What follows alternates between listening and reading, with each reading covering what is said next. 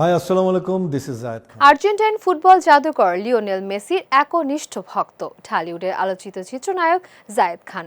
2026 বিশ্বকাপে মেসি ও তার দলের জয়ে যেমন আনন্দে ভেসেছেন, তেমনি ফাইনালে পরাজয়ের বিষাদও ছুঁয়ে গেছে তাকে। ফুটবল প্রেমের সেই ঘোর কাটতে না কাটতেই এবার মেসির চরম প্রতিদ্বন্দ্বী ক্রিস্টিয়ানো রোনালদোর দেশ পর্তুগালে যাচ্ছেন এই তারকা। দেশটির রাজধানী লিসবনে বসবাসরত প্রবাসী বাংলাদেশিদের জন্য আয়োজিত হতে যাচ্ছে এক বর্ণাঢ্য সঙ্গীত সন্ধ্যা।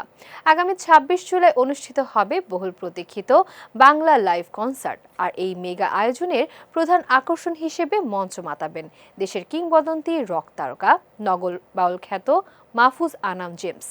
একই মঞ্চে প্রবাসীদের মাতিয়ে তুলবেন ঢাকায় চলচ্চিত্রের আলোচিত তারকা জায়েদ খানও। নিয়মিত বিদেশের মাটিতে পারফর্ম করলেও এবারই প্রথম পর্তুগালের উদ্দেশ্যে উড়াল দিচ্ছেন তিনি।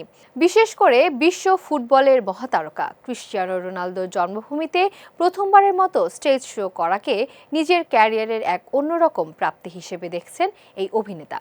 এ প্রসঙ্গে জায়েদ খান বলেন, প্রথমবার ফুটবল মহাতারকা ক্রিস্টিয়ানো রোনালদোর দেশে পারফর্ম করতে যাচ্ছি, যা ভেবেই রোমাঞ্চিত লাগছে। প্রবাসী ভাই বোনদের সঙ্গে দেখা হবে, তাদের সামনে আমাদের বিনোদন ও সংস্কৃতি তুলে ধরার সুযোগ পাব। এই ভাবনাটাই সত্যিই চমৎকার। আয়োজকদের আশা, জায়েদ খানের সিগনেচার স্টেজ পারফরমেন্স ও বিশেষ পরিবেশনা পুরো অনুষ্ঠানে এক ভিন্ন আমেজ তৈরি করবে। ইতিমধ্যে লিসবন সহ আশেপাশের শহরের প্রবাসী বাংলাদেশিদের মাঝে কনসার্টটি ঘিরে ব্যাপক উদ্দীপনা লক্ষ্য করা যাচ্ছে। পাশাপাশি সামাজিক যোগাযোগ মাধ্যমেও চলছে জোরালো প্রচারণা।